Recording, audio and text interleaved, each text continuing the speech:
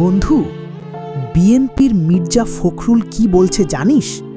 বলছে দেশের জনগণ নাকি এখন বিএনপিরে চায়। বিএনপি নাকি দেশের জনগণের আস্থা এবং ভরসার জায়গা। এই কথা বলতে ওদের একটু লজ্জাও করে না? আমার জানা মতে বাংলাদেশের একজন মানুষও এখন আর বিএনপিরে চায় না। তুই কি আমার সাথে একমত? হ্যাঁ বন্ধু, আমি তোর সাথে একমত। কারণ বিএনপি এবার ক্ষমতায় আসলে গত 16-17 বছরের খিদা মিঠাইতে গিয়ে দেশের জনগণ সহ মাটিও বিক্রি করে খাবে।